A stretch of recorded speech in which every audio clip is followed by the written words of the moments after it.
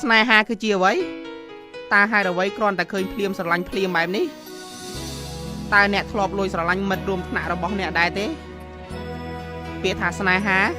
គឺវាមានន័យរាប់ម៉ឺនសែនលានដែលមិនអាចបកស្រាយបានតែប្រសិនបើយើងបានឈានចូលក្នុងរង្វង់ជីវិតស្នេហាហើយប្រៀបបានដូចជាយកពងមាន់ទៅជុលនឹងថ្មយ៉ាងចឹងហើយចាប់ផ្ដើមស្គាល់ពាក្យថាឈឺចាប់ស្គាល់រសជាតិទឹកភ្នែកការដែលលួចស្រឡាញ់គេ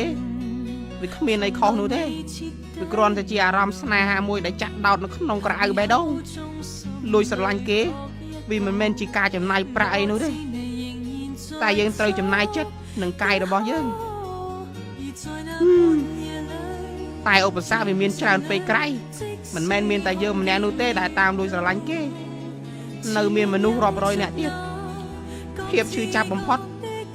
នៅពេលដែលមនុស្សដែលយើងកំពុងលួចស្រឡាញ់ស្និទ្ធស្នាលជាមួយនឹងអ្នកដទៃ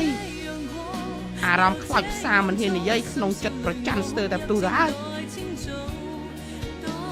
តែខ្ញុំសួរខ្លួនឯងថាតើត្រូវជាអ្វីនឹងគេហេតុអ្វីប្រច័ណ្ឌនឹងគេបែបនេះតើអារម្មណ៍ដែលលួចស្រឡាញ់គេវាឈឺចាប់បែបនេះមែនទេចិត្តចង់ចូលទៅជួយជូតទឹកភ្នែកតែជើងរបស់ខ្ញុំហាក់បីដូចជាមានអ្វីម្យ៉ាងមករារាំងស្ទើរតែដើរមិនរួចរហូតដល់គេមកលួងលោមអ្នកវិញ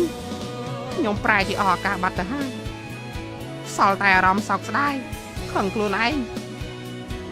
ហេតុអ្វីម្នាក់នោះមិនមែនជាខ្ញុំទៅវិញទីបំផុតខ្ញុំនៅតែអត់លិតជានិរន្តរ៍为何從頭又是這樣過，又這樣錯，深宵裏我哭泣正待清早。當天我與你真的心。